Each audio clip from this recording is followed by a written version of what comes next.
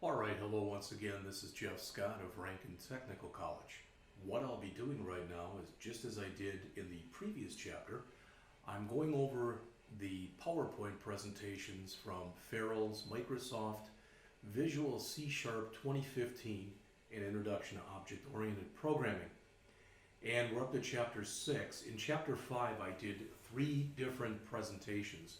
One on the PowerPoints, one where I built an application GUI, and then one where I built the application console. And I think I'm going to do the same thing here. So again, I'm on Chapter 6, which is on the topic of arrays. And if you say, well, I don't even know what an array is, you will by the end of the lecture. Our specific objectives: to be able to declare an array and assign values to array elements, access array elements, search an array using a loop, use the binary search, sort, and reverse methods, use multi-dimensional arrays, and learn about array issues that can exist within GUI programs. Now, before we even go on, you may or may not remember from the last chapter, I actually created 3 programs. I did 2 programs that were payroll, and then I did kind of another program that was sort of a hodgepodge. And it looked kind of like this. This is what I want to show you here. That's way too big a font. All right, let's suppose that I had a class, and that class had 5 students in it. And each student took a test. And I wanted to be able to do something with those tests, maybe find the high grade, the low grade, the average grade, etc. Normally there'd be more than 5 students, but I just want to keep it small so we can see what's going on. I could say int student 1 test equals, let's say they got a 66. Int student 2 test, and let's say they got an 87. Int student 3 test, and let's say they got a 71. Int student 4 test, and let's say they got 100. And finally, int student 5 test, and let's say they got a, I don't know, a 93. All right, what I'm trying to get across to you is if you look at this, we have 5 different variables. And there's absolutely nothing wrong with doing that. But you can see how ugly this would get if I was teaching at a university and I had 500 students. I'd have student 500 test, student 4, etc. It'd be way too much. Now, as opposed to doing it like this, I could type in, if I wanted to, and I'm going to show you 2 different ways of doing this. I could type in int student test.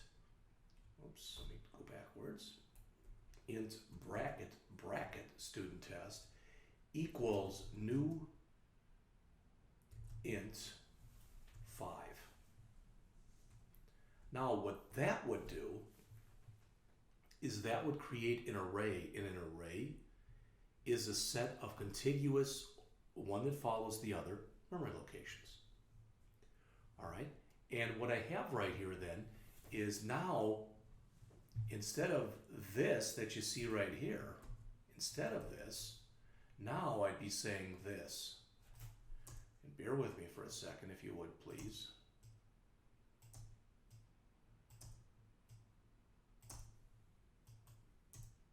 Oops.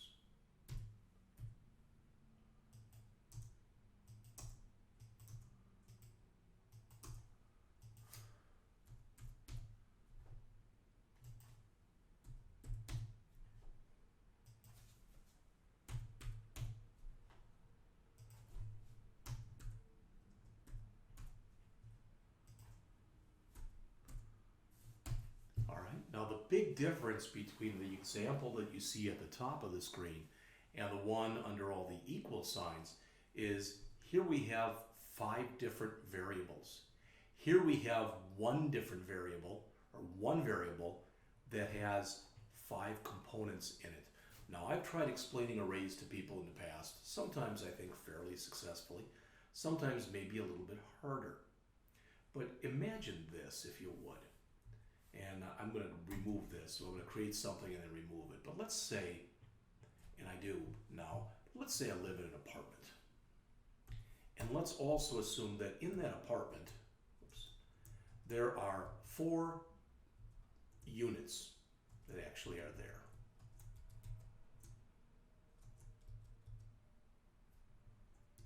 Okay? All right.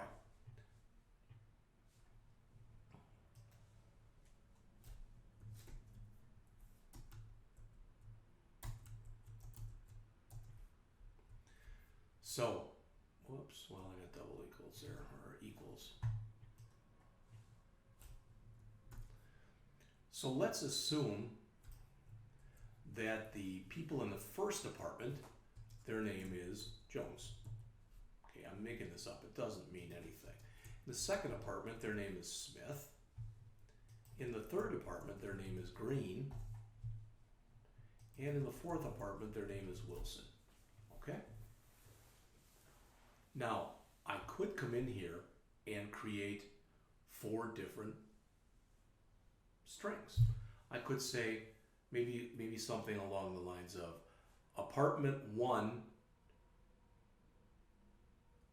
inhabitants equals Jones, apartment 2 inhabitants equals Smith, apartment 3 inhabitants equal Green, and apartment 4 inhabitants equal Wilson. That would work just fine.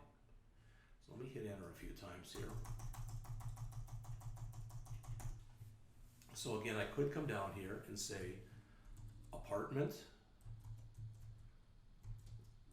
1 equals Jones. Excuse me. Apartment 2 equals Smith. Apartment 3 equals Green. And apartment 4 equals Wilson. And that's totally fine. There's absolutely nothing wrong with doing this. But I could say instead, and these would all have to be string in front,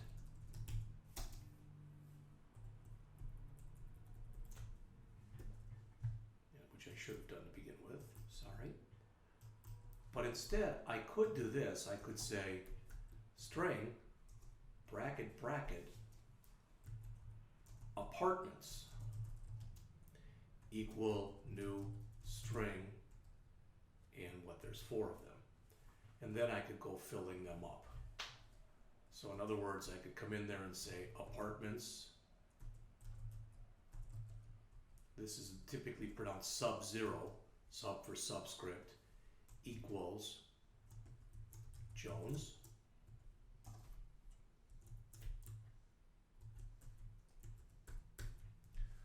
Apartment 1, apartment 2, and apartment 3. So we've got Jones, Smith,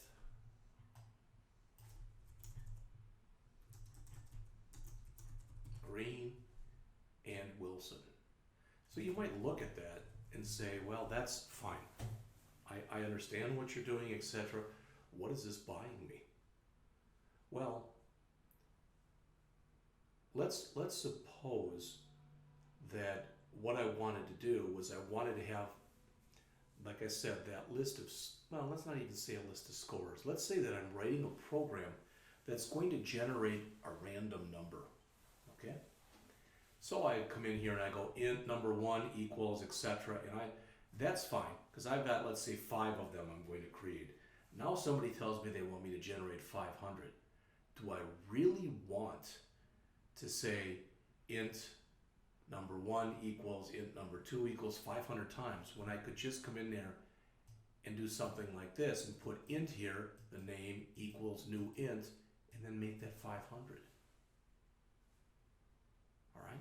So in many ways, an array is kind of like this. It really and truly is, in many ways, like what you'd have if you had mailboxes in an apartment complex. Because let's suppose that these people live at 123 Main Street. All right?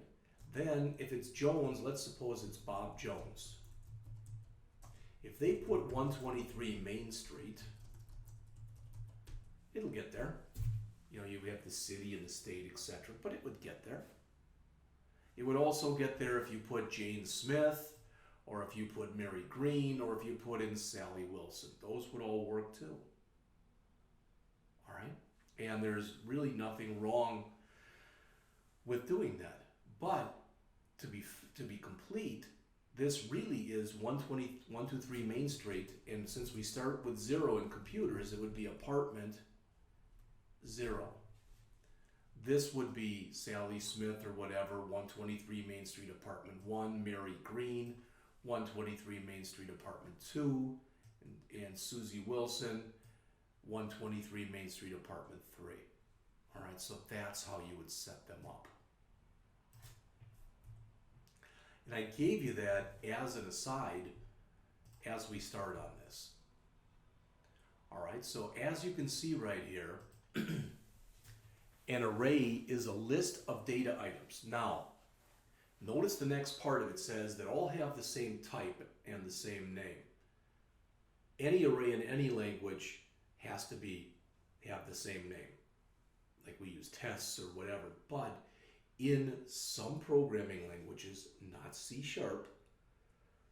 but in some programming languages, you're allowed to mix data types. In other words, the same array can hold, let's say, Booleans or true, false, and they can hold strings like names, and they can hold numbers, etc.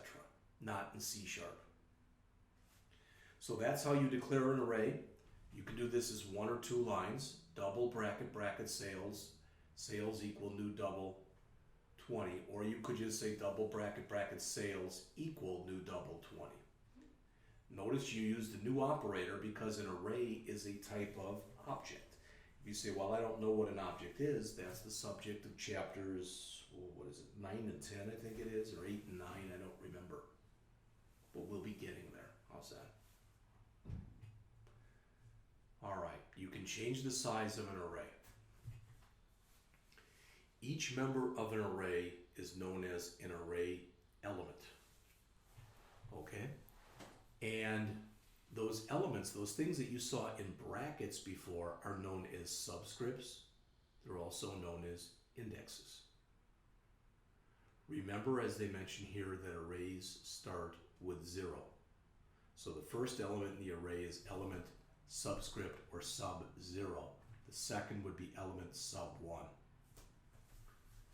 There's how you assign a value. So the individual pieces in an array, the individual array components, are handled just like a regular variable.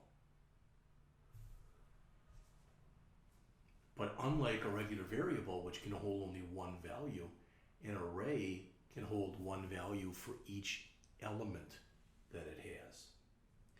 In C#, as mentioned here, arrays are objects. They're all instances of the system.array class. So if you create an array, notice if you don't initialize it, so if you don't give it initial values, numeric fields are automatically set to 0, Boolean fields are set to false, character fields are set to null.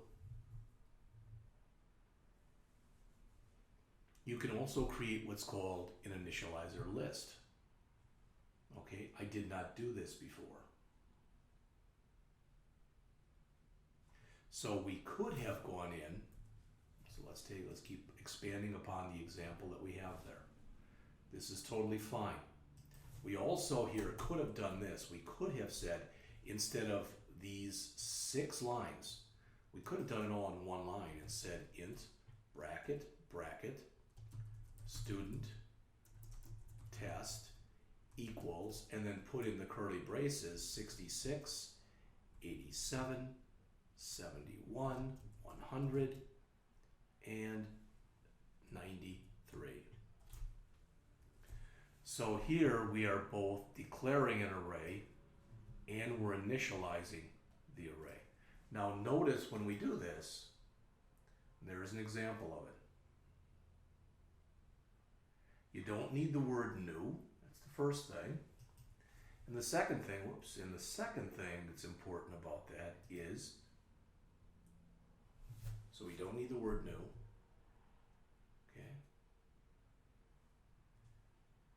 we don't put a number in here either to tell us how many elements we have like we did here. We let the compiler account for us. And these are some examples that are shown on the slide, and very similar to the stuff I've just been mentioning to you.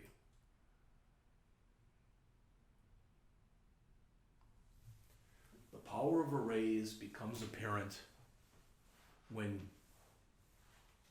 I'm just going to paraphrase what the author says. The power of arrays becomes apparent when you start using arrays with loops. And I'm going to show you examples in just a few minutes. Now, notice that arrays have a length property.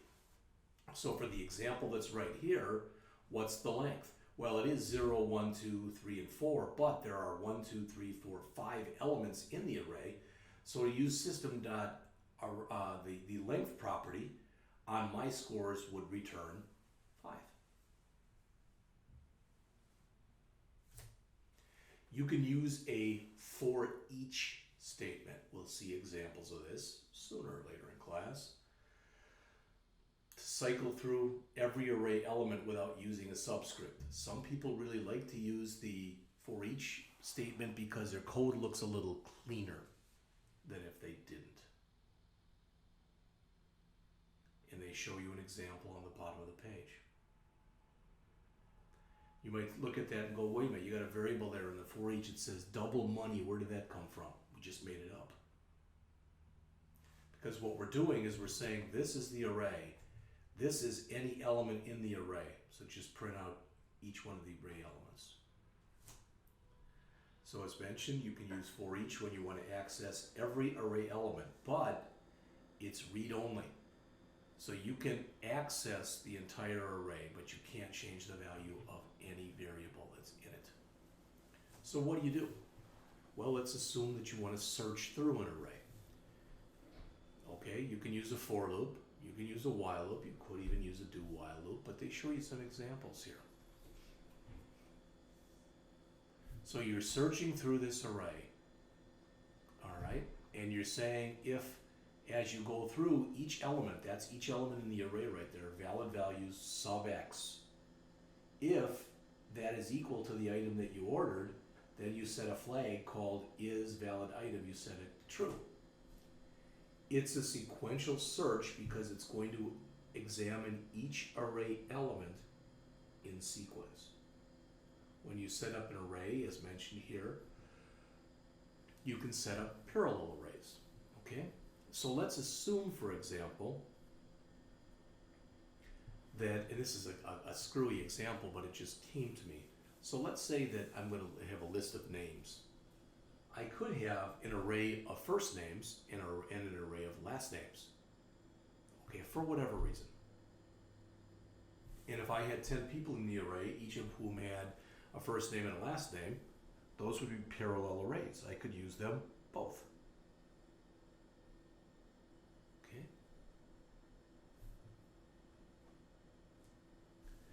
Here's using a for loop to search an array.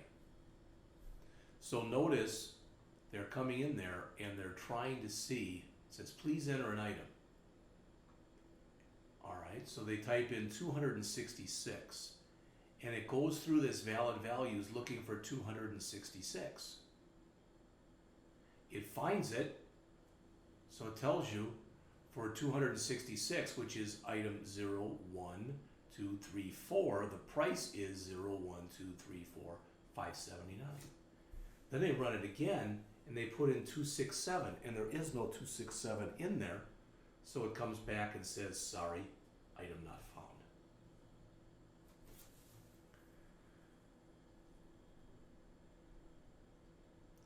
If you find the element you're looking for, you can just break out of the loop if you want to or need to. Why should you keep looking? It's kind of like if you are, let's say that you're looking through the phone book. Let's say you were looking through a St. Louis phone book for Jeffrey Scott. There probably would be, I would guess at least, there'd be several of them. But if you know that that Jeffrey Scott you're looking for lives on 123 Main Street, and you find that there's a Jeffrey Scott who lives on 123 Main Street, there's no sense in looking any longer. You can use a while loop to search through an array. And as the example here says, set a subscript to 0, and while the item being searched for is not equal to the value in the array, keep increasing the subscript. So look at the next element, then the next one, then the next one, then the next one. All right, keep searching until the subscript is less than the number of array elements. Okay, here's an example.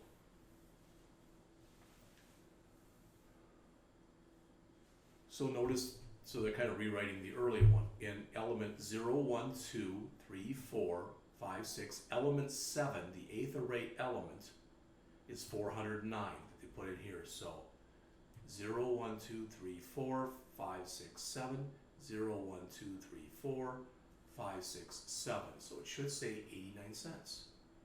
Then we put in 410, and you notice there is no 410. So it just comes back and says no such item. And that's exactly what we have right here.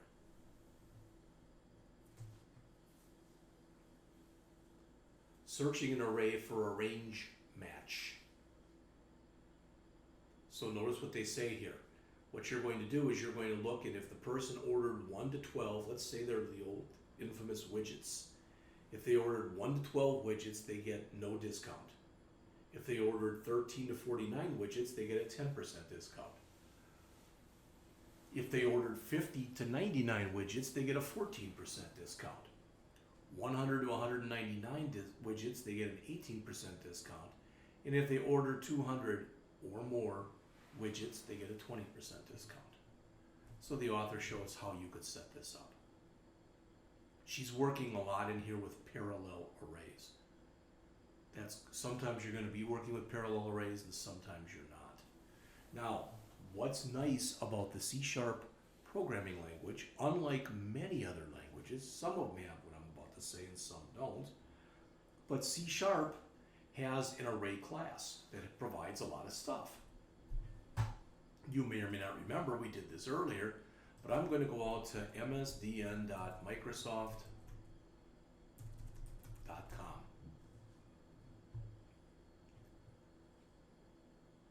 Error page cannot be, because I said Microsoft instead of Microsoft. Okay, so I'm going to click my search bar here and I'm going to say C# array class. Again, you'll notice I get 1.72 million hits. And I'm just going to grab the first one.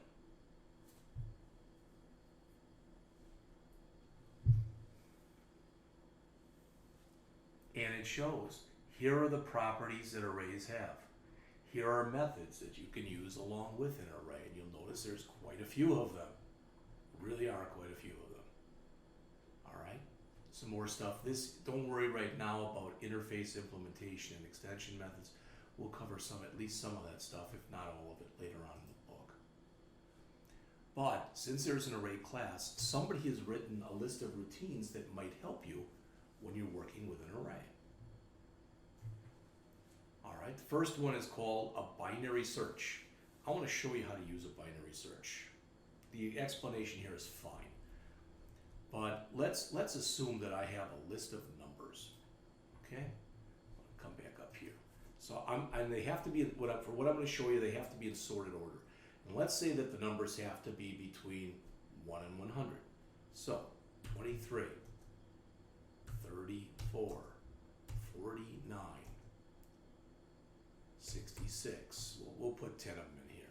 71, 74. Just put 9 of them in there. How's that? 80, 90, and 99. All right. So that's our list of numbers right there. And what we want to do is we ask the user, what number do you want to look for in here? And the person there puts in 77. Now you and I can look at this and know that it's not in there. But the way the system does this with a binary search is it goes down and says there's 1, 2, 3, 4, 5, 6, 7, 8, 9 elements. So it says, okay, technically this one's right in the middle because there's 4 above it and 4 below it. So it looks at that particular element and it says, is this what you're looking for? And And let's face it, it is or it isn't. If you're real lucky, yes, that's what I'm looking for and I'm done. In this case, it isn't. Okay? So now we've gone down and we know that there were 1, 2, 3, 4, 5, 6, 7, 8, 9. So we say, is the number we're looking for greater than that number or less than? It's greater than. All right? That means that all these numbers have been eliminated from our search. Okay, so we cut the list in half again. And we'll cut it right here. We've got these 4 numbers, but we're going to cut it right here. There is no technical middle point. And is that the number? No. Is it bigger than that number? All right. No. Is it smaller than that number? It has to be. So it's either that number or it's not there. And if I'm still confusing you, think about it this way. Because I used to play this game with my kids on car trips. All right. We'd make it even hard, and I'd say, give me a number between 1 and 1,000. You'd think of one. And they would be like, oh, you're never going to guess it. Okay, fine. So are you ready? Yes. So I guess 500. And they say, that's too low. Let's pretend for a second that the number is 963. I'm just making this up. So I guess 500, and they say too low. Now in one guess, I have now eliminated 500 possibilities. So now, instead of looking between 1 and 1,000, I know now that I've got to look for values between 501 and 1,000. So I make my second guess, and I say 750. And they come back and say, no, too low. Now, in 2 guesses, I have now eliminated everything between 1 and 750. Whereas before, I had eliminated everything between 1 and 500. Okay? So in 2 guesses, I know now that that number must be between 751 and 1,000. So again, I try to get it pretty much in the middle. So I say 875, and they say too low. So now in 3 guesses, I know that number must be between 876 and 1,000.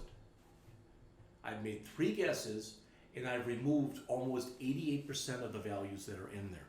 So I do it again, and I guess 938.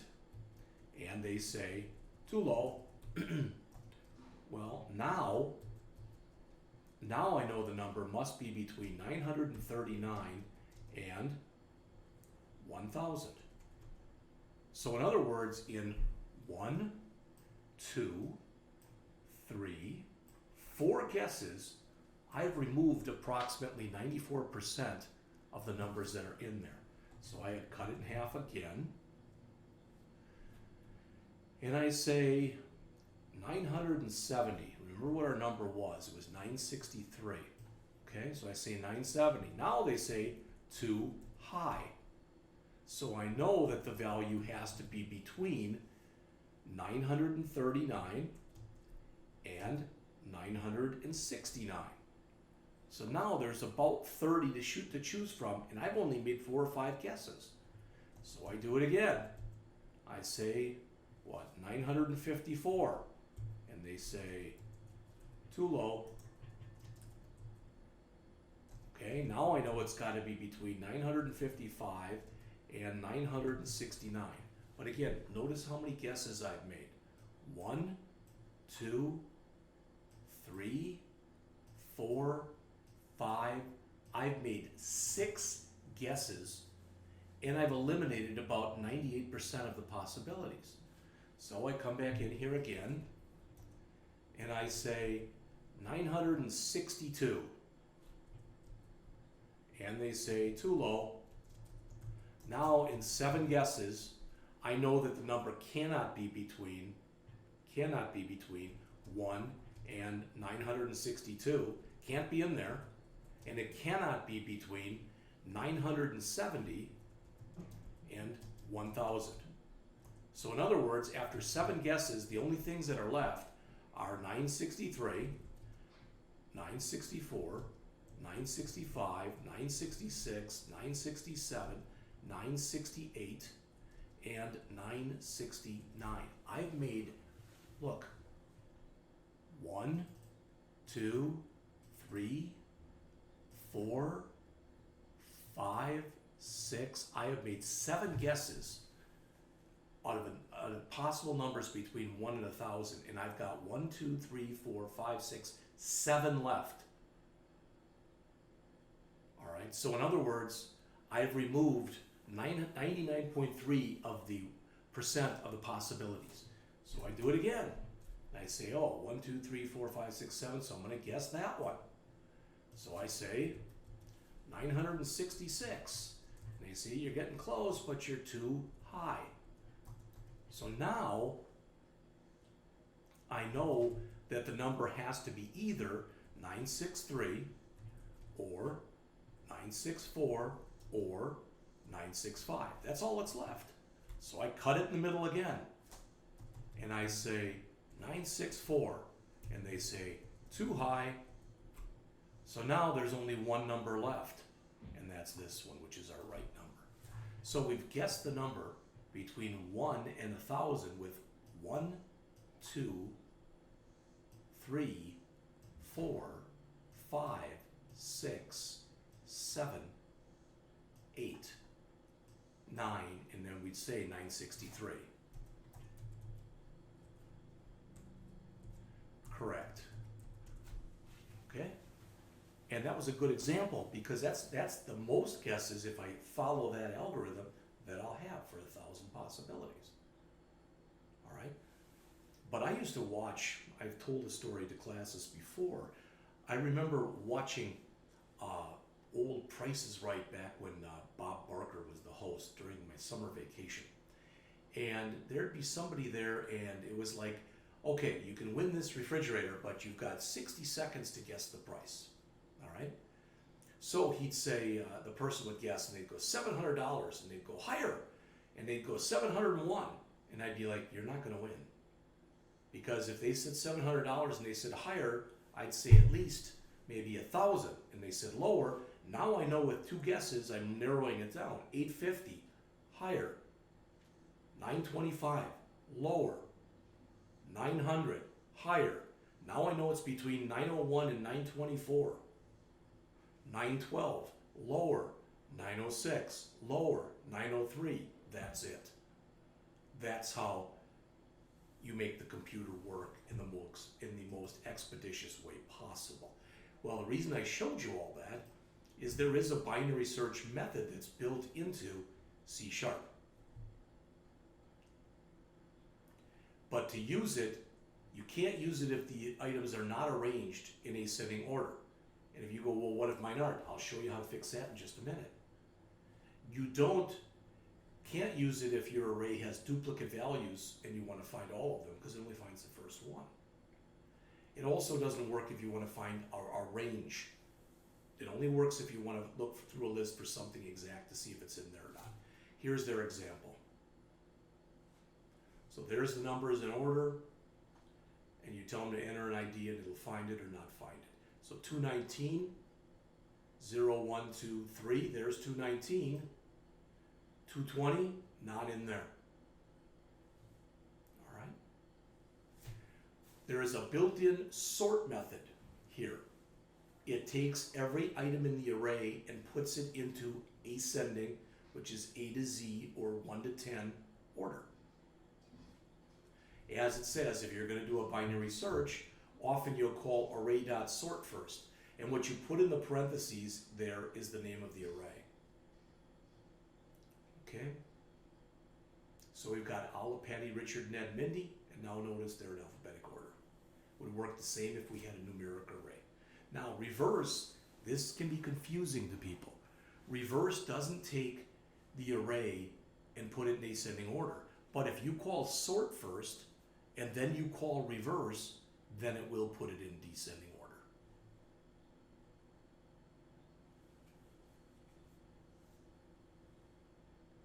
So notice these are not in order. They're just the reverse. Instead of Zach, Rose, Wendy, and Marcia, they're Marcia, Wendy, Rose, and Zach. right? So they've got an array demo program in the book. You can have arrays of multiple dimensions. Now, you may have never thought of it this way, but for instance, if you've ever looked at a spreadsheet, that's a two-dimensional array. There's the columns along the top. There's the rows along the side. All right, but columns in there are A, B, C, D, and rows are 1, 2, 3. If we were doing this in programmatically, this would be 0, 1, 2, 3, 4. This would be 0, 1, 2, 3, 4. So that first element that we would call A1 inside of Microsoft Excel is actually element 0, 0, meaning that it is at row 0, column 0. And that's what the author shows you in here. So you can have arrays of as many dimensions as you want. Most of the time when people use these, they keep it down to three dimensions or so, because it's hard to create an array when you can't visualize it. All right? Most of us can't think in 3D. I don't know how you'd think in 4D. So notice here when they have this, okay? We've got what? 1, 2, 3, 4 columns and 1, 2, 3 rows. So 1, 2, 3, 4, so that's all the things in row 0, 0, 0, 0, 1, 0, 2, 0, 3, 1, 0, 1, 1, 1, 2, 1, 3, 2, 0, 2, 1, 2, 2, 2, 3, so to speak. And they give an example here on how you could use this.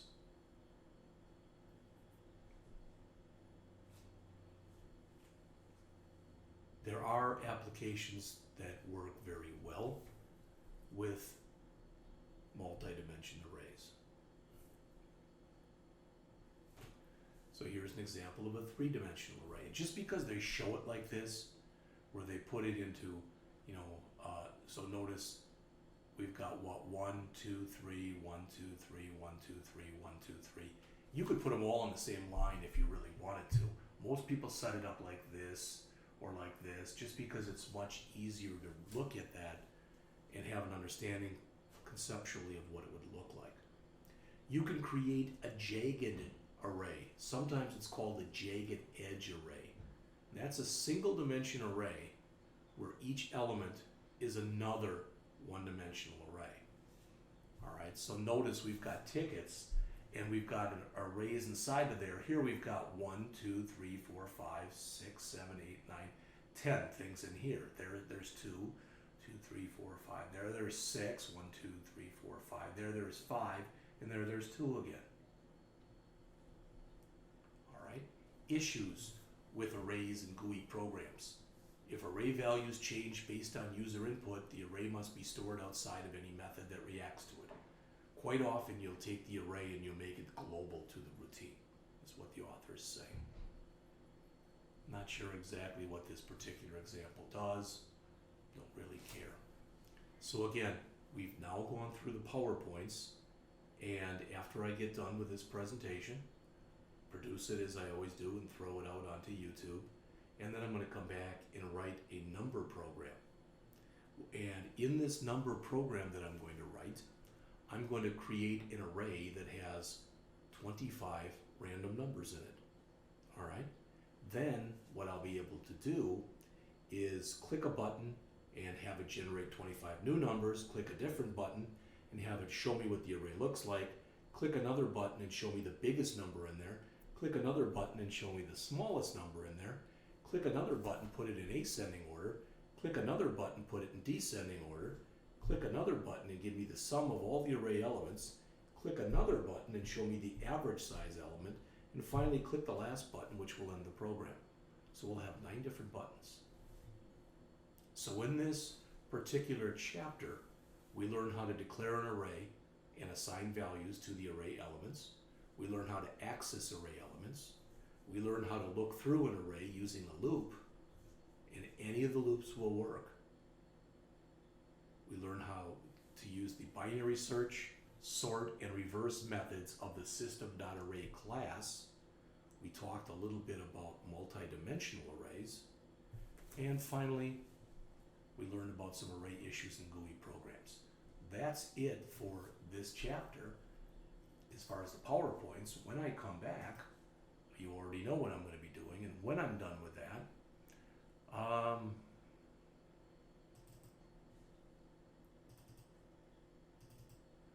be going into Chapter 7. And Chapter 7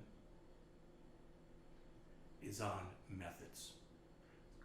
And so is Chapter 8. And this is going to be a good change, because what we're going to do is we're going to write the program for Chapter 6, and then we're going to go back and we're going to find out a better way of writing that same program, both